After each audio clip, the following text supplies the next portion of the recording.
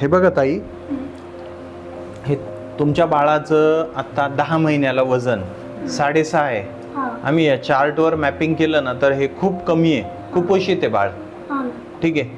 तर आता जर त्याला नॉर्मल आणायला त्याचं वजन कमीत कमी याच्याप्रमाणे 8 तरी असलं पाहिजे. पहिलं टार्गेट आपलं 8 किलोचं आहे.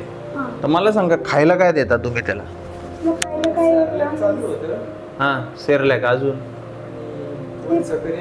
नाही. आई तुमचं दूध पाजता. सगळ्यात पहिली चूक, गाईचं दूध पूर्ण बंद. गाईचं दूध म्हणजे द्यायचंच नाही. गाईचं दूध हे गाईच्या वासरासाठी आहे, बाळासाठी नाही. गाईच्या दुधामध्ये ॲलर्जीन्स असतात खूप.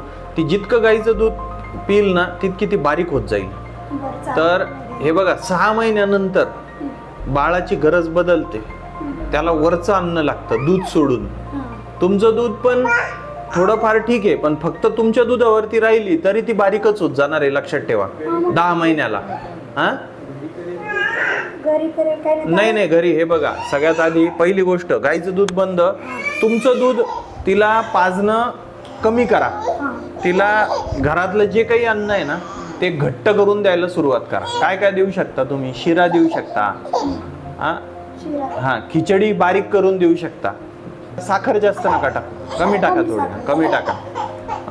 त्याच्यानंतर हे डाळ भात तुम्ही देऊ शकता. भात जास्त शिजवायचा थोडा आणि घट्ट करून द्यायचा.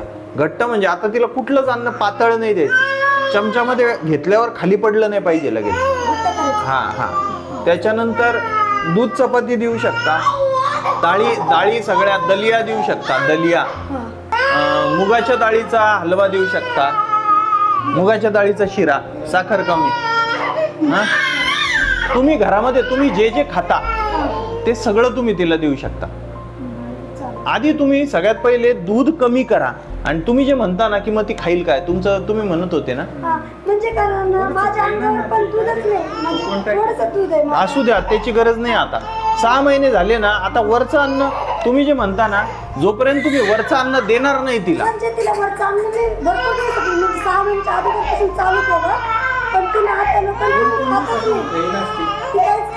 बरं, त्याच्यासाठी जे औषधं देऊ आपण. पण तुम्ही दूध कमी केलं, तुम्ही गाईचं दूध बंद करा, 15 दिवसात ती खायला लागेल बघा. आणि तुमचं दूध पण कमी करा. हे बघा, 10-15 दिवस त्रास होईल, नंतर ती आपोआप खायला लागेल तुम्हाला. तरी मी औषधं देतो काही अजून.